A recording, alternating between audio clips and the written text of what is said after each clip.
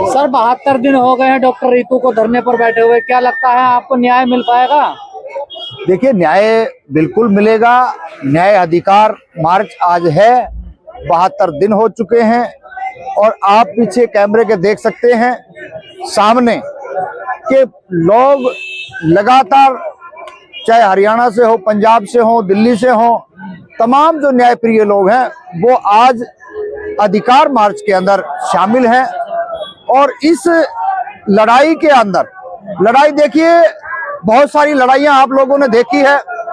सबसे लंबा इस सरकार के अंदर बीजेपी ने जो किया, जो पूरे देश की राजधानी घेर के रखी थी, उसी को लेकर के सरकार डरी नहीं।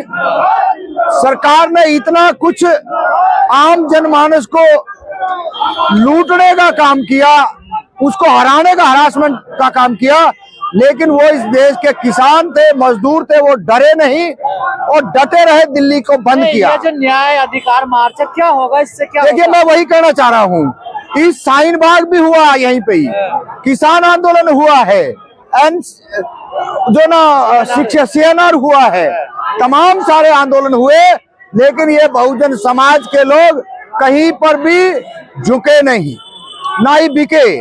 तो वही है ये अधिकार मार्च जो है कि अगर मान लो ब्राह्मणवादी व्यवस्था के लोग अगर दिमाग में ये सोचे बैठे हैं कि रितु बहन को हम डरा देंगे और डरा के उसको यहाँ से उठा देंगे।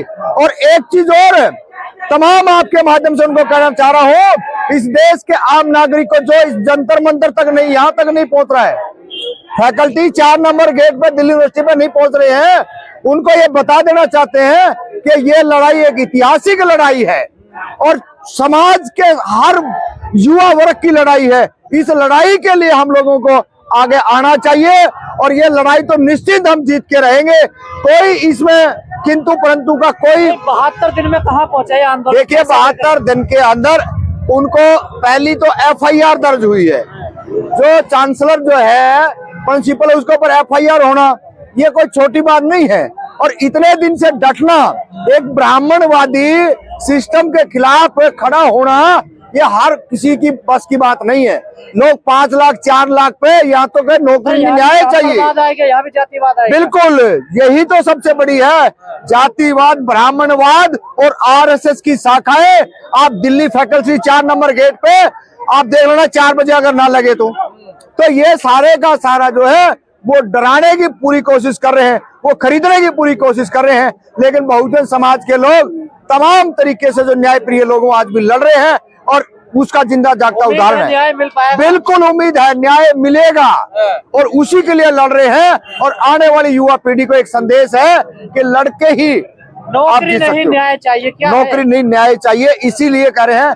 नौकरी का मामला बाद का है, पहले तो जो समाज के अंदर जो ऊंच नीच की जो भावना रखी गई है वो समानता में होनी चाहिए और सामाजिक न्याय होना चाहिए। लेकिन बहुत सारी चीजें ऐसी हैं जो लोगों को लारे लप्पे दे करके ब्राह्मणवाद की तरफ धकेलने का जो काम किया जा रहा है। तो नौकरी की है ना सारी।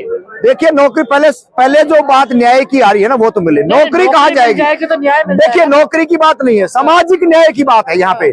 नौकरी तो देखिए, पढ़ा लिखा अपने बलबूते पे वो गए हैं, वो किसी की खैरात पे नहीं गए। खुद के अंदर इतना कॉन्फिडेंस था, तभी तो वो प्रिंसिपल बनी है ना, प्रोफेसर बनी है। अब ऐसे कोई थोड़ी बन जाएगा। आप इस चीज को समझिएगा, नौकरी तो हर जगह मिल जाएगी, लेकिन जो आए दिन बहुजन बच्चों को आत्महत्या पर विवश किया जा रहा है, वो न्याय चाहिए, वो सामाजिक न्याय। आप प्रिंसिपल की गिरफ्तारी की मांग कर रहे हैं? बिल्कुल गिरफ्तारी की मांग कर रहे हैं और उसको निकालना चाहिए समय रहते। अगर वो ऐसा काम नहीं करते तो ये आंदोलन कहीं ऐसा रूप ना हो जाए। शाहीन बाग का एक आंदोलन था जो एक जगह से शुरू हुआ था और पूरे देश के अंदर फैल गया, और हो सकता है आज एक कॉल और बड़ी यहाँ से ना हो जाए कि तमाम जो लोग जहां से भी आए हैं वो जाके अपने सेक्टर 8 पे जाके धरना प्रदर्शन और परमानेंटली पड़ाव लगाए, ताकि इस देश के हर मनुवादी को ये पता लगे कि इस देश के अंदर बहुजन समाज अभी जिंदा है। लेकिन आप भी जानते हैं, जितना आंदोलन लंबा चलेगा उतना ही कमजोर होगा। देखिए, ये गलतफहमी आपके दिमाग से निकाल देते हैं हम। जितने लंबे आंदोलन चले हैं उनका इतिहास है और सरकारों को मुक्की खानी पड़ी है और झुकना पड़ा है। किसी आंदोलन की बात करोगे, एक आंदोलन को आप बता दिए जो लंबा आंदोलन चला और जो आंदोलन खत्म हो गया, आंदोलन से नेता निकलते हैं, आंदोलन से प्रवक्ता निकलते हैं, आंदोलन से क्रांतिकारी निकलते हैं, आंदोलन से लोग जेलों में जाते हैं और उसके बाद में सरकार के ऊपर शेरों की तरह टूट टूट पड़ते हैं। तो नेता निकलेंगे अब यहाँ से? बिल्कुल निकले, क्यों निकले?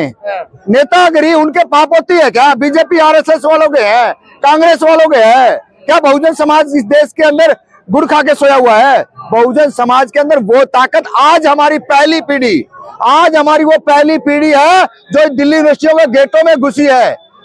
हमने तो आज से पहले ना तो प्रेस नोट बनाना आता था, ना हमने ज्ञापन देना आता था, ना हमने भाषण देने आते थे, ना हमने धरने देने आते थे, लेकिन आज हमने सारी चीजें समझ ली है और सीख ली है। इनके हलक में हाथ दे के न जुबान निकाल लेवांगे अगर हमारे अधिकारों पर हाथ डालेंगे तो। दिन से कह रहे हैं आप, रोज कहते हैं ये। देखिए 72 दिन से नहीं करे, 72 दिन का रिजल्ट देख लिए। मैं कह रहा हूँ आपके कैमरामैन से बड़ी कैमरा घुमा के दिखा दें, वो हजारों 5 बटालियन यहाँ की फोर्स लगा रखी है। क्या जरूरत है भाई? जब हमारे अंदर कुछ है ही नहीं तो इतने ये प्रोपगंडा करने की क्या जरूरत है? अच्छा, सुरक्षा व्यवस्था, ये बड़ी अच्छी सुरक्षा व्यवस्था, ये इन्होंने पुलिस को दिखा करके आम जो कमजोर लोग हैं उनको डराने का प्रयास है। आप पता नहीं है, दिल्ली के जंतर मंतर पे बीजेपी सरकार जब से आई है वहां पे पहले तो इन्होंने 1 दिन का प्रोटेस्ट करने की इजाजत दी है, उसके बाद में इन्होंने कह दिया शिफ्ट में। मतलब सत्ता में जो बैठे हैं गुंडे मवाली, इन्होंने इस देश के अंदर आम जन को गुंडा कह रहे हैं। बिल्कुल गुंडा करे, गुंडा है। 2002 का हत्यारा नहीं है क्या? बाबरी मस्जिद के अंदर ये गए थे बाबरी मस्जिद ढाने के लिए, वहां पे क्या हुआ? कोर्ट ने तो क्लीन चिट दे दी। कोर्ट ने क्लीन चिट दे दी। आप ये देखिए ना हुआ क्या? कोर्ट ने क्लीन चिट दे दी। क्या कहा कोर्ट ने? ये राम का कोई अस्तित्व नहीं है। हम चलिए उन बातों में नहीं जाना चाह रहे हैं, हम फिर भी यही कहना चाह रहे हैं, इस देश के अंदर जब मनुस्मृति को दहन बाबा साहब ने किया था, आज उसी की संतानें, उसी की औलादें चीख चीख कर कह रही है अब ये ब्राह्मणवाद मनुवाद नहीं चलेगा, न्याय हम लेके। संविधान से चल रहा, मनुस्मृति से तो चल रहा है। देखिए देश संविधान से चल रहा है, तभी हम खड़े हैं।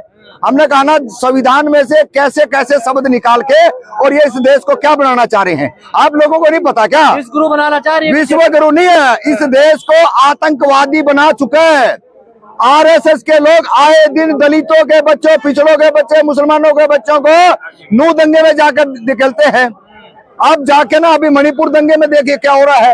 ये तमाम जारी जो चीजें हैं ये बीजेपी आरएसएस के आने के बाद में है। इससे पहले इस देश के अंदर बेसंग सत्ता लूटने का काम करती हो। दंगे नहीं होते थे, दंगे नहीं होते थे, पहले दंगे नहीं होते थे। देखिए 84 के दंगे की आप बात करोगे अलग है, आप जाके ना उन दंगे की बात करिए ना जो बीजेपी आरएसएस जो दहशत का माहौल कर रही है और सिरे हम बहन बेटियों के घरों से। कांग्रेस ठीक है आपके लिए? नहीं, देखिए हम कांग्रेस के कोई वकील नहीं है। कांग्रेस ने अगर समय रहते हुए गोधरा के हत्यारों को अगर उनका मर्डर करा दिया होता तो आज ये दिन का ना कांग्रेस ने देखने पड़ते और ना इस देश की जनता ने देखने पड़ते। कांग्रेस ने ही इनको जिंदा रखा है, जिसकी बदौलत आज पूरे के पूरे बीजेपी आरएसएस बड़ी शर्म आती है कि जहां पढ़ने लिखने की जगह है वहां पर शाखाएं लगती हैं। और मैं तो तमाम ये स्टूडेंट उनको इस बात को समझना चाहिए, आने वाले टाइम के अंदर बहुत बुरे हालात हो जाएंगे। 2024 के चुनाव पे क्या असर पड़ेगा इस आंदोलन का? देखिए 2024 के ऊपर आंदोलन से असर पड़ेगा वो एक अलग मामला है, लेकिन 2024 के अंदर बीजेपी का बिल्कुल खात्मा होने वाला है। गठबंधन की जहां तक बात है, तमाम सारे विपक्षी पार्टियां, क्षेत्रीय दल हैं, वो एक जगह आकर के और जरूर इस बीजेपी को बढ़ाने का काम करेंगे। डॉक्टर रितु का समर्थन बीएसपी वाले भी करने आ रहे हैं लगातार, कई बार। देखिए ये सामाजिक न्याय की लड़ाई है, यहाँ पे सबका वेलकम है। आप बीएसपी वाले आए, कांग्रेस वाले आए, जेजेपी वाले आए, और हम तो उनको निकम्मे नालायक जलीलों को भी कह रहे हैं, आरएसएस बीजेपी वालों को भी कह रहे हैं आइए तुम्हारे अंदर थोड़ी न्यायप्रिय लोग हो तो आप करिए समर्थन, क्योंकि वो कर नहीं सकते कथनी। और बिल्कुल आएंगे, आए हैं, सभी लोगों को आना चाहिए। जहां न्याय की बात हो, बहन बेटियों पे जुल्म की बात हो, तो सभी लोग शाहीन बाग की तरह खड़े होना चाहिए।